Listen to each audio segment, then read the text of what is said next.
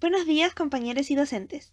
Mi nombre es Amapola Salvatierra y junto a mi compañera Sofía Pérez les presentaremos el paper titulado Activation of the Immune System incurs an energetic cost but has no effect on the thermogenic performance of house sparrows during acute cold challenge, realizado por Marisa O'King y David L. Swanson, pertenecientes al Departamento de Biología de la Universidad de Dakota del Sur, Estados Unidos. Los organismos con rasgos dependientes del entorno de vida que los rodea requieren una inversión energética entre varias funciones fisiológicas y conductuales, y estas son posiblemente competitivas. Los organismos deben gastar energía en distintos procesos fisiológicos, como la activación del sistema inmune, termorregulación, reproducción, crecimiento y el mantenimiento celular. Pero los recursos energéticos son limitados, por lo tanto, el intervenir en un proceso puede potencialmente reducir la inversión en otros, resultando en una disminución de la funcionalidad. Por ejemplo, en los organismos endotermos, tanto la activación inmune como la termorregulación provocan altos gastos energéticos, que se reflejan en cambios en el rendimiento metabólico.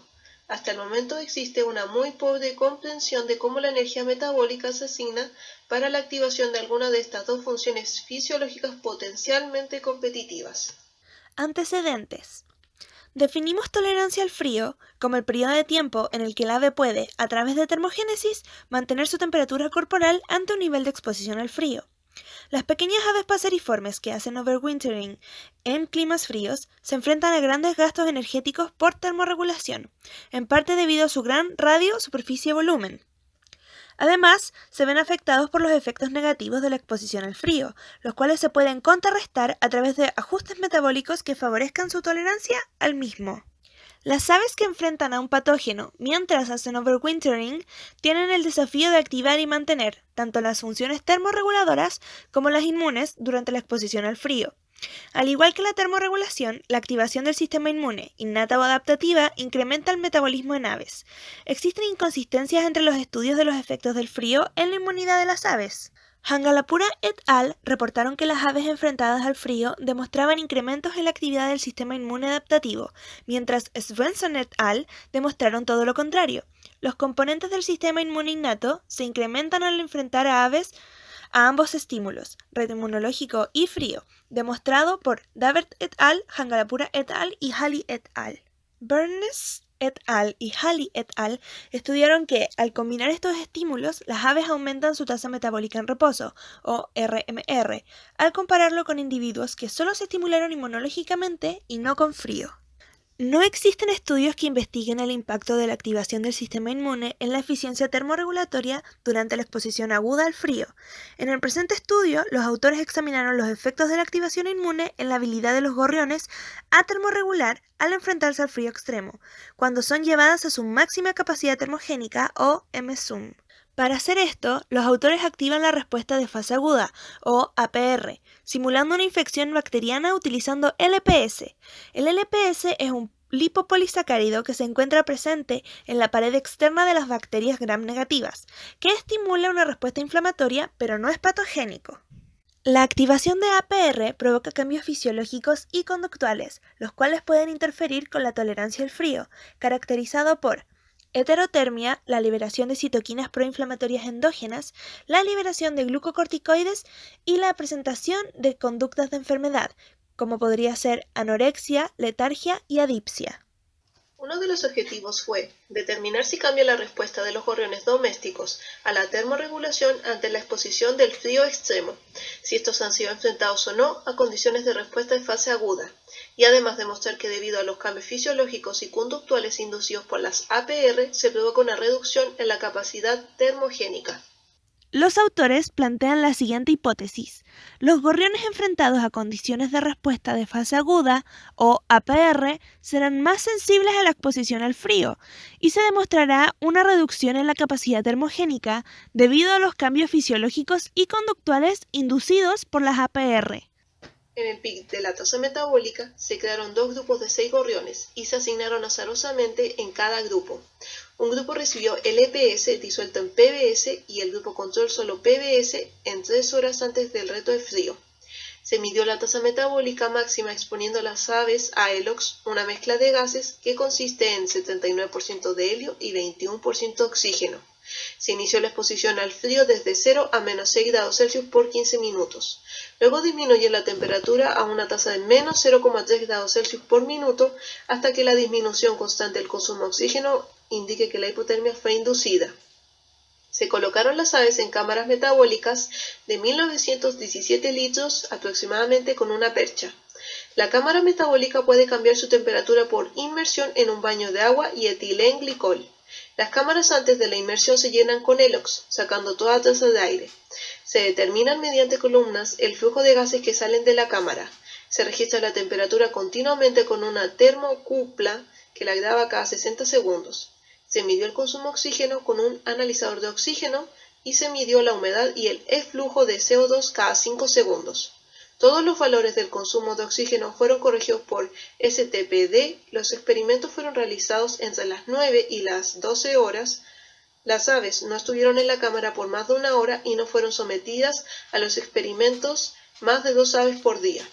Al término de cada experimento se determinó la masa corporal y la temperatura cloacal de cada ave.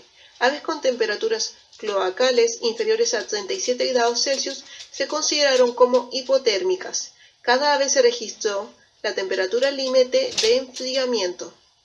Las mediciones de masa corporal y de temperatura se registraron al momento de la inyección, 3 horas post-inyección, inmediatamente post-reto de enfriamiento y finalmente 24 horas post-inyección.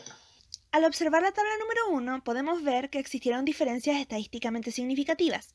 Al comparar la temperatura cloacal entre las aves tratadas con LPS, 39,5 más menos 0,22, y las controles, 41,5 más menos 0,2, a las 3 horas post-inyección. Este mismo resultado, los autores lo presentan en la figura número 3. En el eje de las abscisas observamos los diferentes tratamientos, y en las ordenadas la temperatura cloacal de las aves. Los resultados son los mismos, solo que indican una diferencia estadística diferente, con un P menor a 0,02. No hubo diferencias significativas en la preinyección, esto era esperado, y a las 24 horas post-inyección. No hubo diferencias estadísticas en la masa corporal en ninguna condición. Todas las aves llegaron a su punto de hipotermia al término de la exposición al frío. Terminado el reto frío, no hubo diferencias en la masa corporal entre ambos grupos. Inmediatamente después del reto frío, no hubo diferencias de masa corporal entre ambos grupos. No obstante, el grupo control perdió significativamente más masa durante el reto frío. Las aves tratadas con LPS tuvieron un mayor M-Sum que las controles, y esto fue estadísticamente significativo, tanto si se incluía o no la masa corporal como una covariable.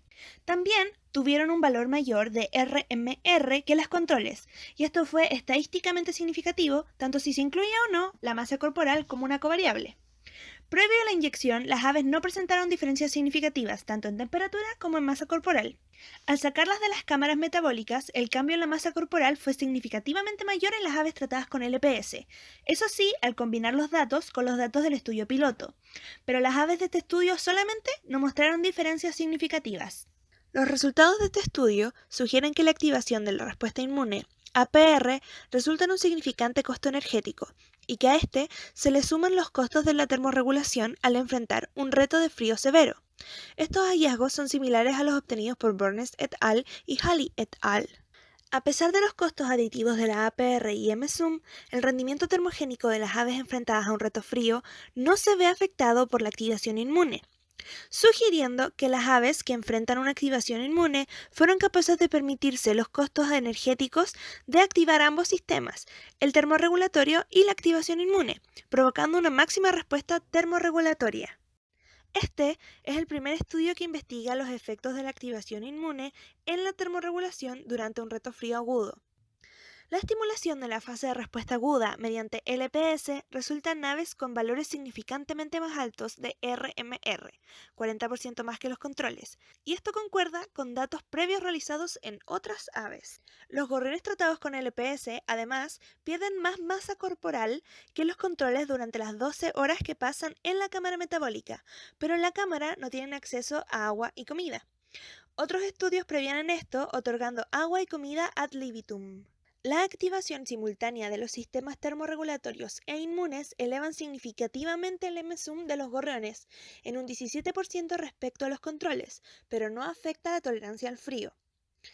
Esto contradice la hipótesis planteada por los autores, en que la capacidad termorregulatoria puede estar comprometida en aves sometidas a APR. Las dosis de LPS y las temperaturas del rato frío fueron más extremos que las utilizadas en otras investigaciones.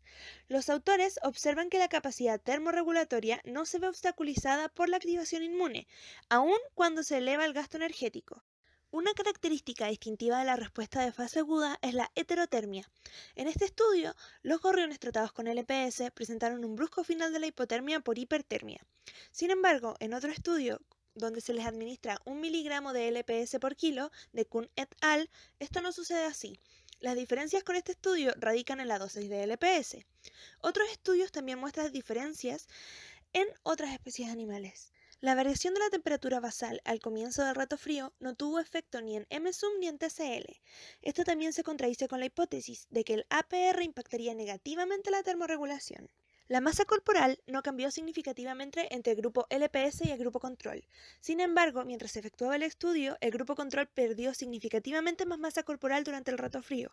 Los autores fundamentan que esto se debe a un mayor consumo de agua y alimentos durante las 3 horas entre la inyección y el rato frío.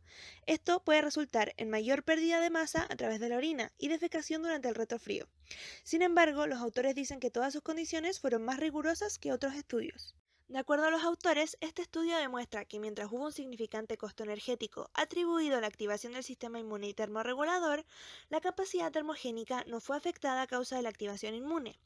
En condiciones naturales, las habilidades termorreguladoras de las aves expuestas al frío pueden verse comprometidas por la exposición a un patógeno y la disposición de recursos. En la ausencia de un patógeno, el intercambio entre las funciones inmunogénicas y termogénicas pueden no ser aparentes, porque la patogenosidad afecta la condición corporal y así la actividad termorregulatoria. Los autores sugieren otros experimentos a más largo plazo.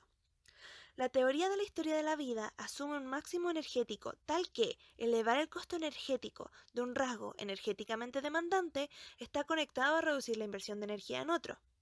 Los autores no midieron la intensidad del APR durante la exposición al frío, sin embargo sugieren un costo aditivo energético debido al aumento significativo del MSUM en aves tratadas con LPS, o al menos un acomodo de estos sistemas potencialmente competitivos. Ellos explican que el MSUM es típicamente más bajo que la tasa metabólica máxima en ejercicio en aves. La capacidad metabólica que se puede ver comprometida debido a la activación del sistema inmune u otras demandantes energéticamente pueden no ser detectadas por el MSUM, pero solo cuando los gastos energéticos son tan altos que se acercan al máximo metabólico. Poder dirimir todas estas interrogantes requiere más investigaciones.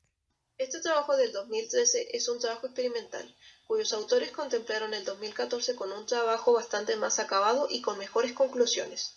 Entonces puede ser que hay cosas que no quedan bien definidas debido a que guardaron datos para este segundo paper. Los autores cometen bastantes errores en el diseño del experimento que ellos mismos reconocen y otros que no, como por ejemplo no explicar el porqué de su tamaño muestral. Otra decisión controvertida fue realizar un estudio piloto probando la dosis ideal de LPS. Luego dejaron a las aves en un periodo de watch-out por 2 semanas. No explican si definitivamente estas 2 semanas son suficientes para no interferir con el segundo protocolo, que si bien es aleatorio puede entorpecer los resultados. No parece correcto realizar un estudio piloto que no esté publicado previamente y colocar estos resultados como tal en material y métodos, incluyendo incluso una figura. A nuestro modo debe ser parte de un objetivo primario para establecer la dosis de LPS requerida y dejarlo en resultados. La tabla número 1, si bien es informativa, se repite en la figura número 3, donde se presentan los datos que tuvieron diferencias significativas en la tabla. Esto nos parece redundante y deberían haber escogido una única forma de presentar los datos. En una parte los resultados indican un cambio en la masa corporal al mezclar los datos del estudio piloto y el otro estudio, pero son las mismas aves, por lo tanto es un error. En la discusión colocan datos que no habían sido expuestos en resultados. No existen muchos trabajos en esta área de aves y son los únicos que han trabajado con gorriones. Parece un tema interesante de investigar, pero se debería tomar mayores medidas para evitar factores confundentes para tener conclusiones más categóricas. Ajustar bien las dosis de LPS y además los tiempos de exposición al frío. Realizar un cálculo muestral correcto es imprescindible, ya que a veces más vale la pena aumentarlo y tener resultados contundentes que tomar un número bajo de aves porque sí, someterlas al experimento y finalmente no tener conclusiones categóricas.